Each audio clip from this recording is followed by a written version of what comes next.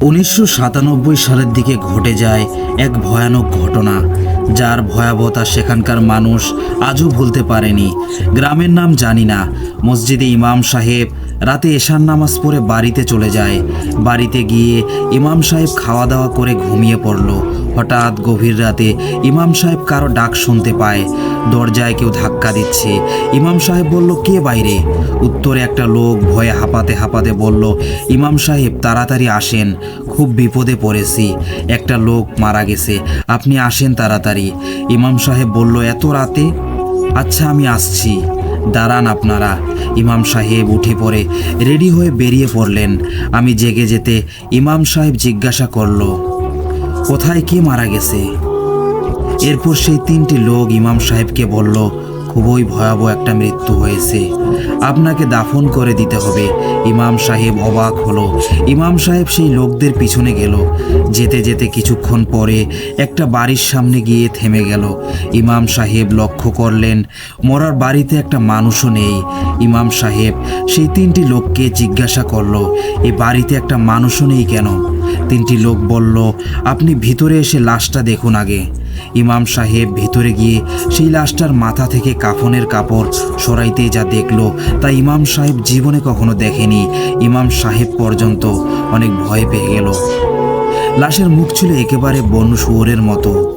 ইমাম সাহেব কিছুতেই বুঝতে পারলেন না যে একটা মানুষের মুখ কিভাবে এরকম শুয়োরের মতো হয়ে গেল। ইমাম সাহেব সেই লাশ ঢেকে রেখে বাইরে এসে সেই তিনটি লোককে আবার জিজ্ঞাসা করলো, কি হয়েছে এর সাথে? সে তিনটি লোক ভয়ে ভয়ে বলল, এই লোকটি কালো জাদু করত, সব সময় মানুষের ক্ষতির পিছনে লেগে থাকতো। কোনো মানুষ তাকে টাকা দিলে সে মানুষের সকল কাজ করে দিত। তার সাথে অনেক জিন থাকতো, কিন্তু আজ রাতে হঠাৎ করে তার বিকট চিৎকারে অনেক মানুষ তার বাড়িতে ভিড় করলো এবং ঘরের ভিতর গিয়ে দেখলো কালো জাদু করা অবস্থায় সেই লোকটার খুব ভয়ানকভাবে মৃত্যু হয়েছে এবং মানুষগুলোর সামনে হঠাৎ করে সেই লোকটার মুখ শুয়োরের মতো হয়ে গেল। ইমাম সাহেব বলল, এর পরিবারের কেউ নেই কেন? সেই তিনটি লোক বলল, ভয় পেয়ে সবাই চলে গেছে। এই লোকটার পরিবারের লোক ওর ভাইয়ের বাসায় আশ্রয় নিয়েছে। ইমাম সাহেব তাড়াতাড়ি দাফন কাজ শুরু করুন, না হলে আরও ক্ষতি হতে পারে। ইমাম সাহেব বলল, ওকে নিয়ে চলো বাড়ির আঙিনায়। কোনো মতে একটি খাটিয়া রেখে লাশটাকে তার উপরে রেখে গোসল করানোর কাজ শুরু করলো।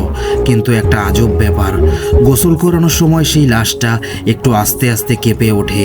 ইমাম সাহেব নিজেও অনেক ভয় পেলেন, কিন্তু খুব কষ্ট করে ইমাম সাহেব সেই লাশটিকে গোসল করিয়ে দিলেন।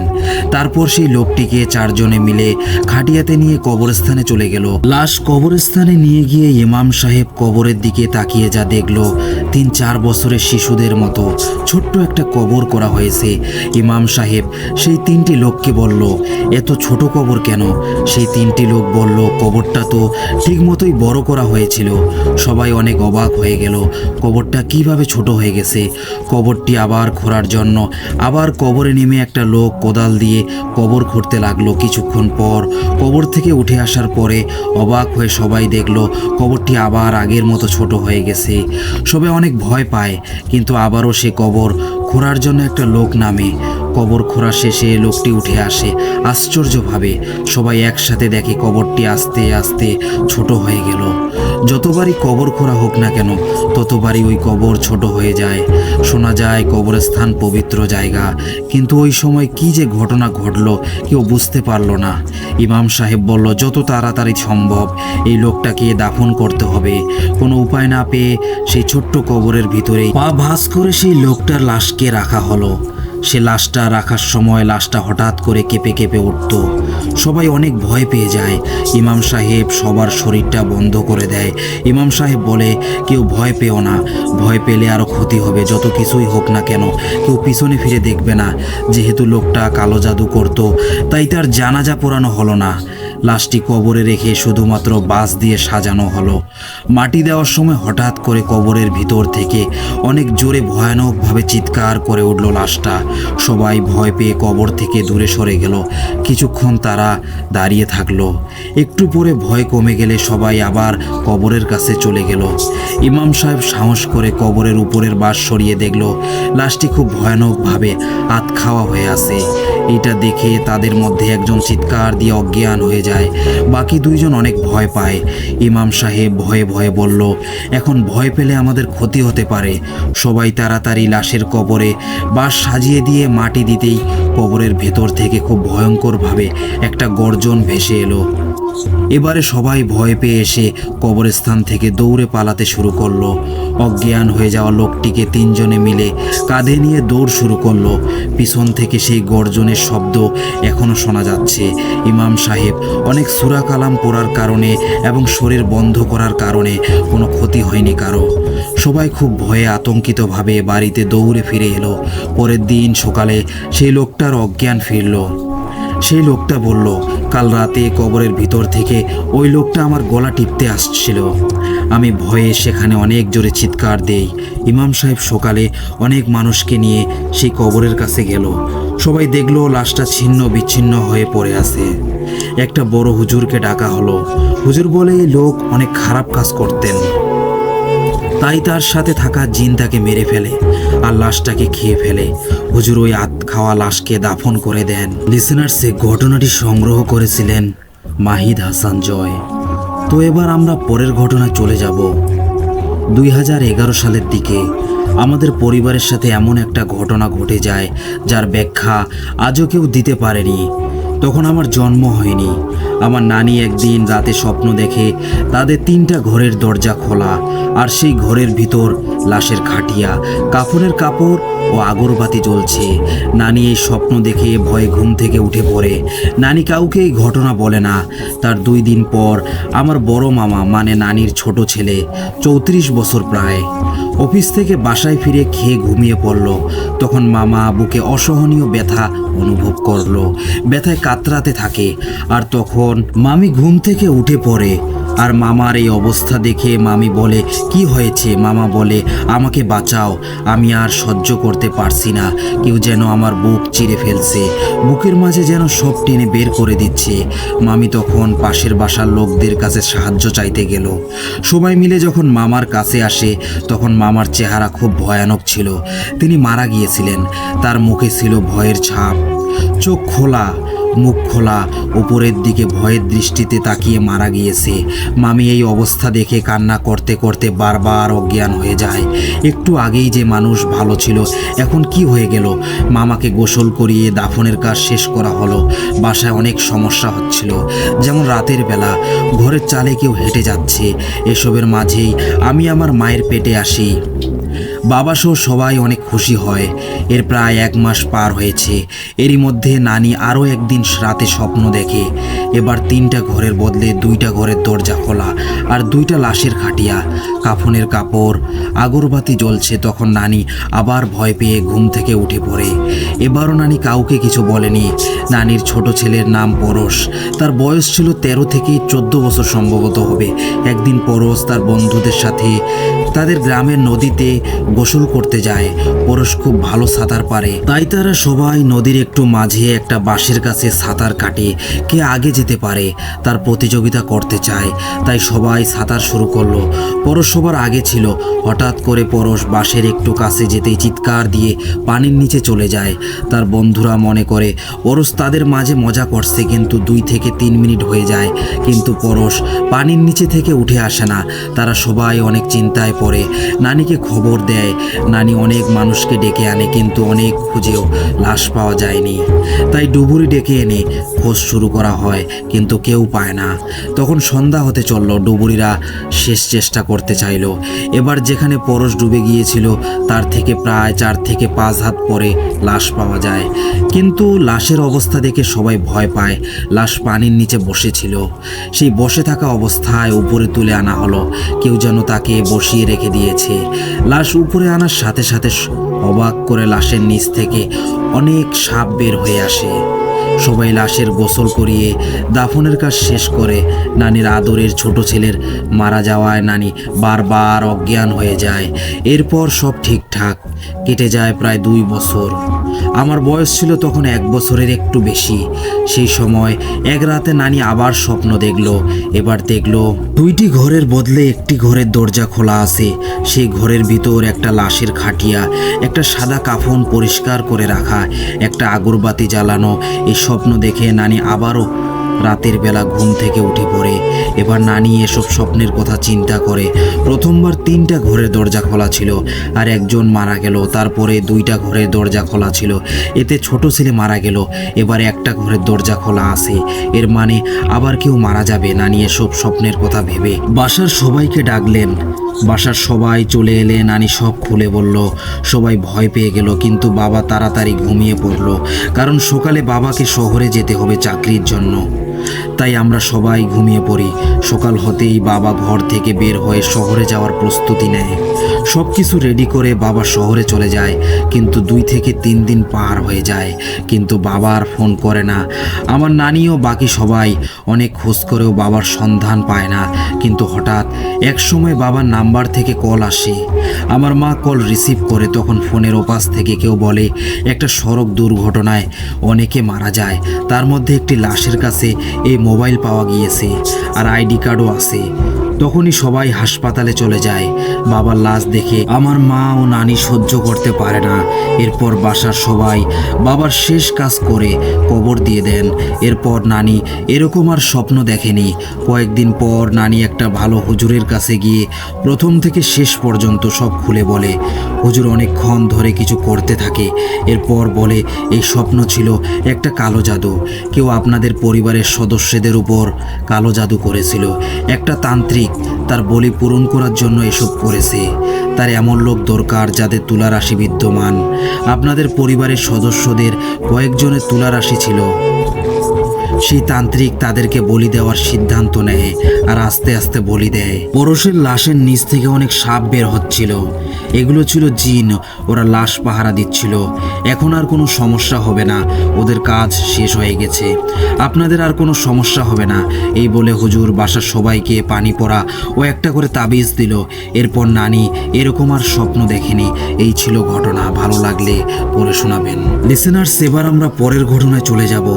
গ্রামের নাম বলছি না, গাইবান্ধা জেলার কোনো এক গ্রামের একটা বৃদ্ধার ঘটনা। সেই দাদি মানুষের বাড়িতে সন্তান জন্মের সময় সাহায্য করার কাজ করতেন। তার এই জীবনে কেউ ছিল না। সময়টা ছিল 1992 সালের দিকে। দাদি রাতে খাবার খেয়ে ঘুমাতে যায়। গভীর রাতে হঠাৎ দাদির ঘুম ভেঙে যায়। দরজায় কেউ টোকা দিচ্ছে। দাদি একটু ভয় পায়। দাদি উঠে দরজা খুলে দেখে কেউ নেই। দাদি আবার শুয়ে পড়ে। কিছুক্ষণ পর আবার সেই টোকা দেওয়ার শব্দ। দাদি আবার শুয়ে থেকেই বলে, কে কে বাইরে? তখন বাইরে থেকে দাদিকে কেউ বলল, মা একটু সাহায্য করুন, আমার স্ত্রীর খুব অসুখ। দাদি বলে, আপনি আমার সামনে কেন আসছেন না? উত্তরে সেই লোক বলে, আপনার গলার তাবিজ খুলে ফেলেন, কথা দিলাম আপনার কোনো ক্ষতি হবে না। দাদি তাবিজ খুলতে চাইলেন না, এজন্য বাইরের লোক কাঁদতে শুরু করলো। দাদি ছিল খুব ভালো, তাই দাদি তাবিজ খুলে ফেলে। দাদি এবার বাইরে যায়, দেখে একটা মধ্যবয়সের লোক দাঁড়িয়ে আছে। দাদি বলল, কে বাবা তুমি, কার কি হয়েছে? লোকটা এত লম্বা ছিল যে দাদি তার মুখ দেখার জন্য মাথা উপরে তুলে কথা বলছে। উত্তরে লোকটা বলে, আমার বাড়িতে একজন রোগী আছে, সবার কাছে আপনার কথা প্রচলিত দেখে আমি আপনার বাড়িতে আসলাম, আমায় সাহায্য করুন। এত রাতে দাদি যেতে রাজি হলো না, কিন্তু লোকটা আকুতি মিনতি করলে দাদি রাজি হয়। লোকটা আগে আগে আর দাদি পিছনে পিছনে যেতে লাগলো। দাদি খেয়াল করলেন যে লোকটা একটু বেশি জোরে যাচ্ছে। দাদির কোমরে ব্যথা থাকায় এত জোরে যেতে পারছিল না। দাদি লোকটাকে বলল, বাবা আস্তে যাও, আমি এত জোরে যেতে পারছি না। কিন্তু লোকটা কোনো উত্তর না দিয়ে যেতেই থাকলো। দাদি একটু কষ্ট করে যেতে লাগলো। কিছুক্ষণ পর দাদি দেখলো লোকটা একটা জঙ্গলের মাঝে যাচ্ছে। দাদি লোকটাকে আবার বলল, আপনি এখানে কেন যাচ্ছেন? উত্তরে লোকটা বলল, মা আসেন, এখানেই আমার স্ত্রী আছে, তার প্রসবের সময় হয়ে গেছে। দাদি আরও সামনে এগিয়ে গেল, কিন্তু এবার দাদি আর সেই লোকটাকে দেখতে পাচ্ছে না।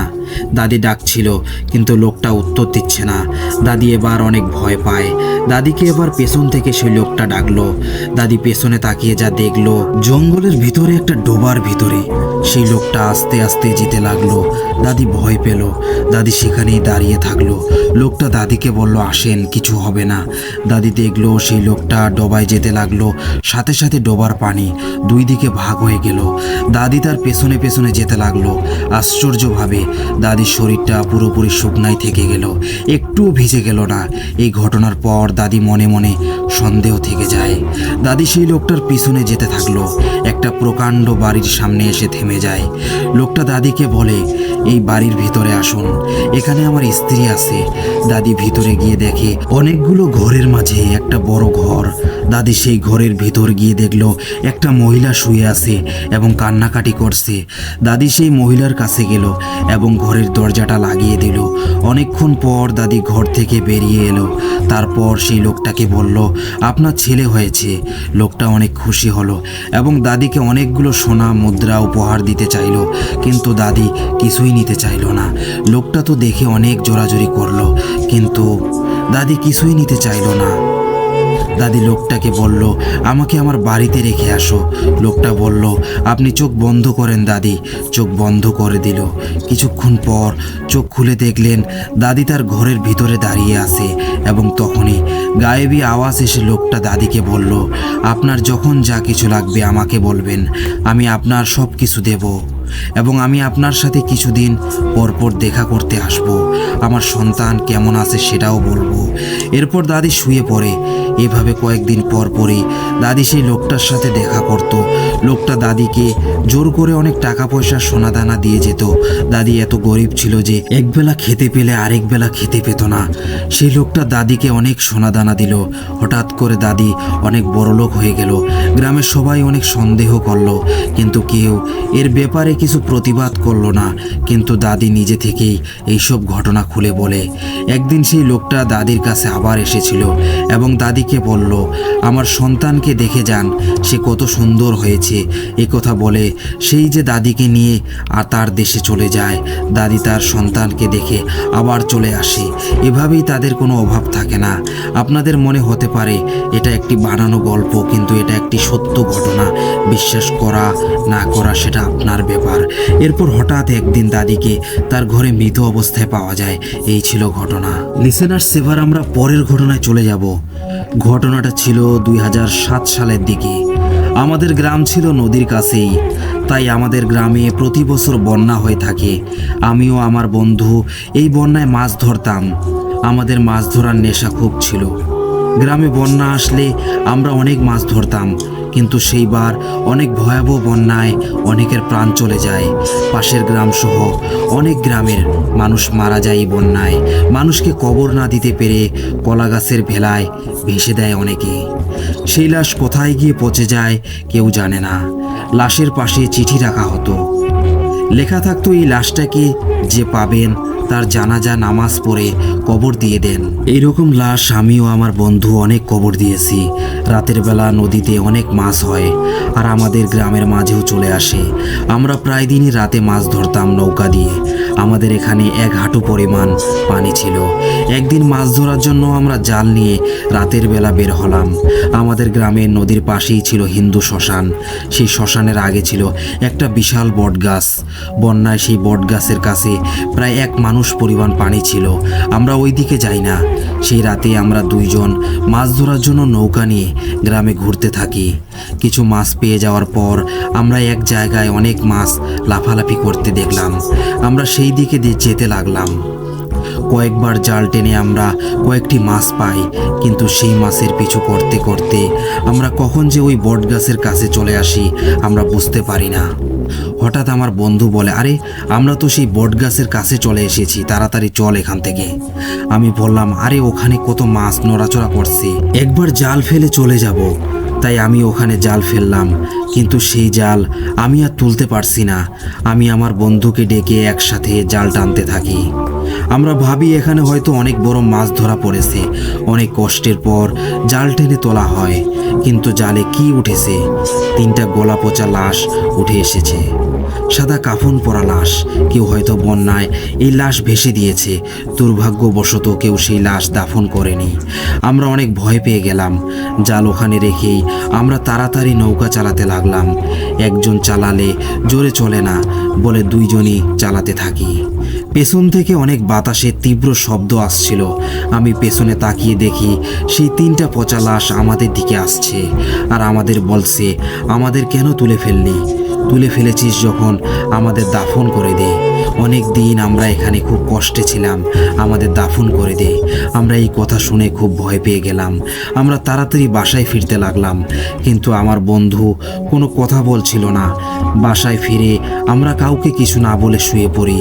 সেই দিন আমাদের দুজনেরই খুব জ্বর আসে। সেই রাতে আমরা একই স্বপ্ন দেখি। সেই 3টি পচা লাশ আমাদের বলছে, আমাদের দাফন করে দে। আমরা এখানে থাকতে পারছি না, আমাদের দাফন করে দে, না হলে তোদের ক্ষতি হবে। পরের দিন সকালে আমি জানতে পারি আমার বন্ধুর খুব জ্বর, আমারও জ্বর ছিল, তাই আমরা 2 থেকে 3 দিন দেখা করতে পারিনি। এই কয়দিন আমরা সেই লাশ যেখানে সেখানে দেখতে পাই। আমার একটা প্রশ্ন ছিল, সেই রাতে আমার বন্ধু কেন চুপ করেছিল? এই প্রশ্ন জানতে পারি 4র্থ দিন সকালবেলা। আমাদের কিছুটা জ্বর কমে যায়, তাই আমার বন্ধু আমার বাসায় আসে। আমি ওকে বলি আমাদের মাছের পাতিল কোথায় আর আমাকে সেই রাতে তার সাথে কি হয়েছিল সব খুলে বলল। সেই রাতে আমি যখন নৌকায় বসেছিলাম তখন আমার চোখ যায় মাছের পাতিলের দিকে। সেই পাতিলে দেখি মাছের বদলে অনেক মানুষের কাটা হাত নড়াচড়া করছে। ভয়ে আমি পাতিল সেখানেই ফেলে দিয়ে আসি, আর সেই হাতগুলো আমাকে ভয় দেখাচ্ছিল। আমি তখন হঠাৎ কিছুর একটা ঝাঁকুনি পেয়ে আমি কিছু বলতে পারি না, আমি নড়তেও পারি না, এমন অবস্থা হয়েছিল আমার। আমি দেখছিলাম সেই লাশগুলো আমাদের পেছনে আসছে আর বলছে আমাদের দাফন করে দে। এই বলে সে তার দেখা স্বপ্নের কথা আমাকে বলল। আমিও অবাক হয়ে যাই, কারণ আমিও ওই স্বপ্নই দেখেছি। এভাবে আমাদের এই সমস্যা বাড়তে লাগলো। প্রায় আমরা সামনে লাশ দেখি। রাতে আমরা ঘুমাতে পারি না। একদিন এই সব সহ্য করতে না পেরে বাবা মাকে আমরা সব খুলে বলি। তখন বাবা অন্য গ্রামের লোকেদের সাহায্য করতে বলে, তাই একটা হুজুর ডাকা হয়। হুজুর আমাদের সব কথা শুনে বলে এই লাশগুলো ছিল জিন। আত্মা বলতে কিছুই হয় না, জিন তোমাদের ভয় দেখাচ্ছিল, কারণ সেই জিনকে ওই রাতে মাছ ধরার সময় তোমরা বিরক্ত করেছো। ওই জিন তোমাদের ওই লাশ দাফন করতে বলেছে।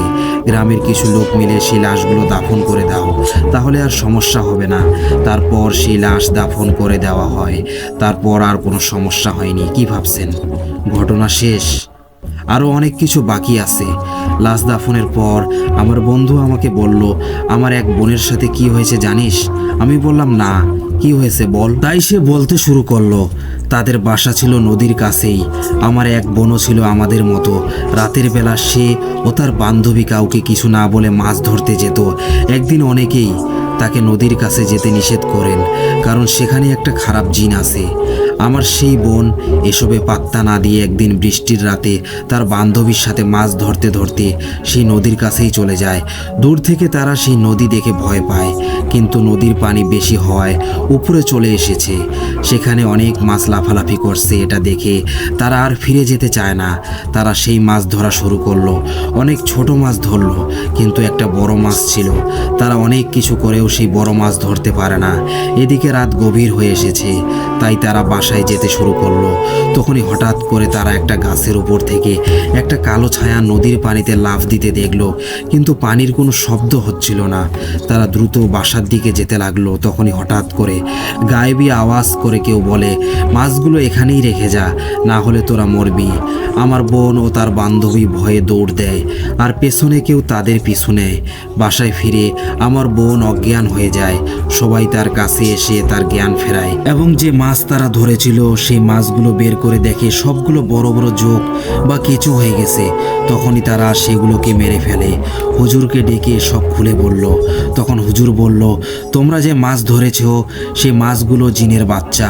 তারা মাছের রূপ ধরে ঘুরে বেড়াচ্ছিল, কিন্তু তোমরা সেই মাছ ধরার পরেও সেই জিন তোমাদের সাবধান করেছিল, কিন্তু তোমরা সেই জিনের বাচ্চাদের মেরে ফেলেছ। হুজুর গোপনে সেই জিনের সাথে কথা বলে।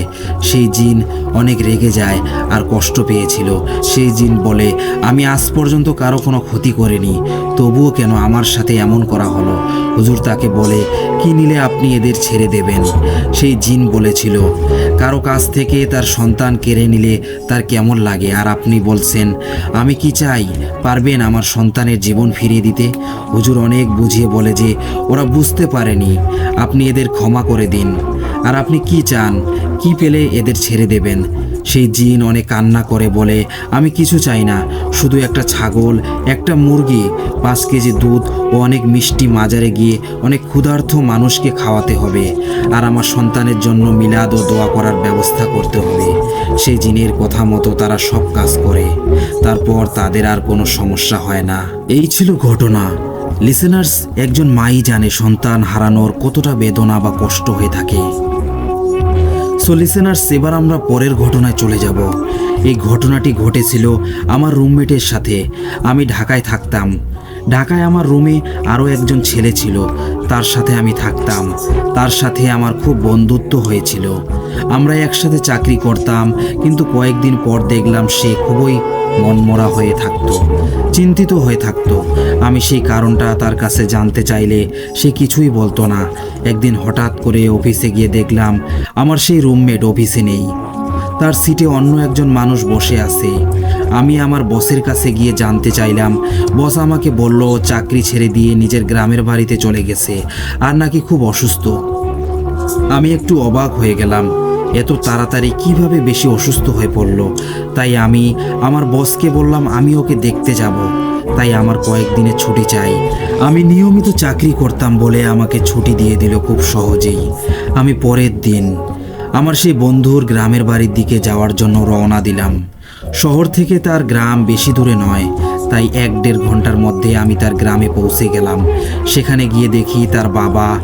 আমি তার বাবাকে জিজ্ঞাসা করলাম যে আমার বন্ধু কোথায়। তার বাবা বলল সে অনেক অসুস্থ, সে ঘরে শুয়ে আছে। আমি তার ঘরে গিয়ে দেখলাম, তাতে খুব অবাক হয়ে গেলাম। মাত্র এই 2 দিনেই সে কঙ্কালের মতো শুকিয়ে গিয়েছে। তার শরীরে কিছুই নেই, সে বিছানা থেকে উঠতে পারছে না। তার সাথে কেন এরকম হচ্ছে সেটা আমি তার কাছে জানতে চাইলে সে অনেক ভয় পেয়ে কান্না করতে করতে আমাকে জড়িয়ে ধরে এবং একটু পরে আমাকে সব ঘটনা খুলে বলতে শুরু করে। ঘটনা তার মতো করেই লিখছি আমি। আমাদের এখানে একটা বড় বাঁশঝাড় আছে গ্রামের শেষ সীমানায়। সেখানে একটা কুয়া আছে। কুয়াটা অনেক বছরের পুরনো। সেখানে যেতে আমাকে সবাই নিষেধ করে। আমি একটু জেদি ছিলাম।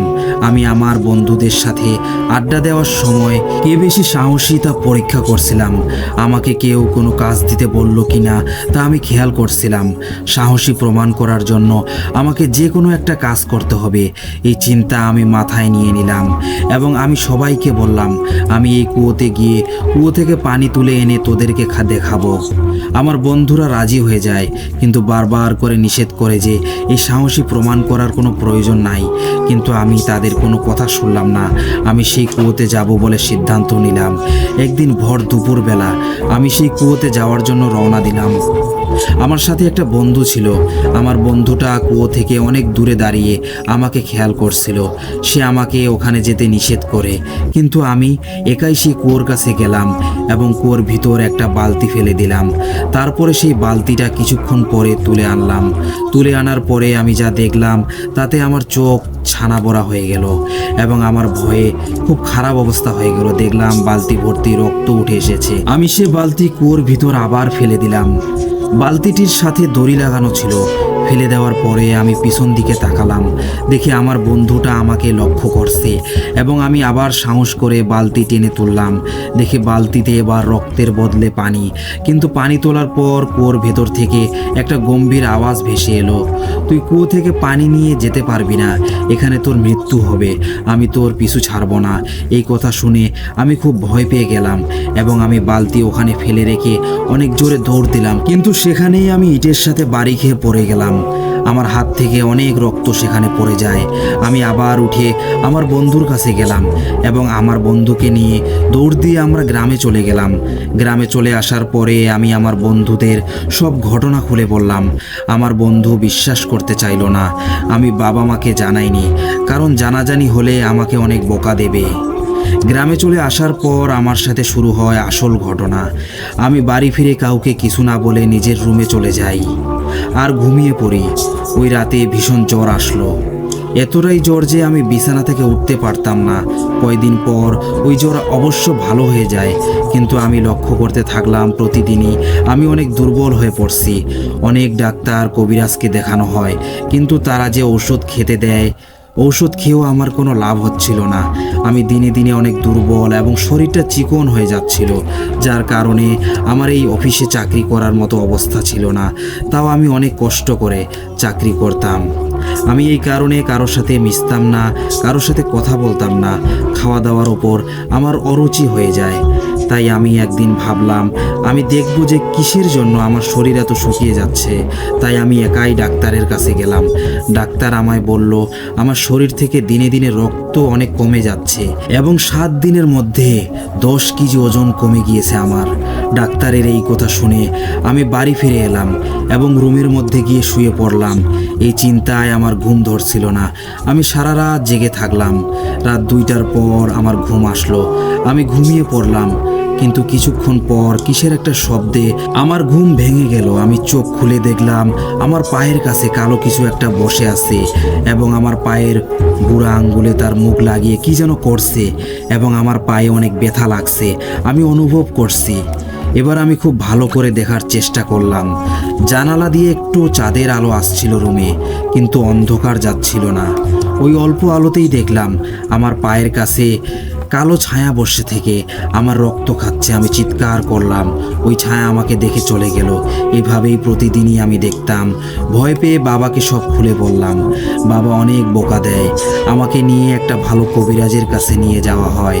কবিরাজ সব বুঝে বলল এটা একটা রক্ত পিশাচ জিন, যার রক্ত ওর ভালো লাগে তার পুরো শরীরে রক্ত খেয়ে তারপরেই সে ছাড়ে।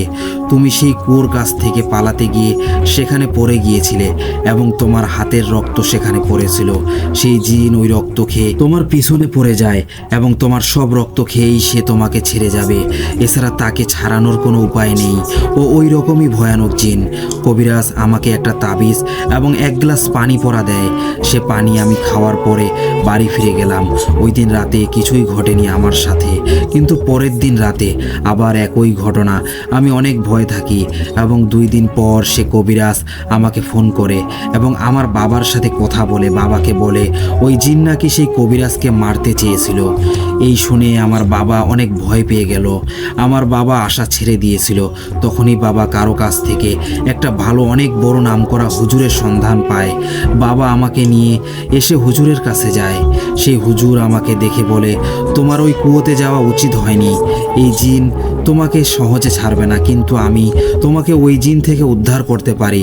কিন্তু তোমার শরীর আর জীবনেও আগের মতো হবে না, তোমাকে এভাবেই থাকতে হবে। এই বলে বড় হুজুর তার জিন বন্ধুদের কথা বলল।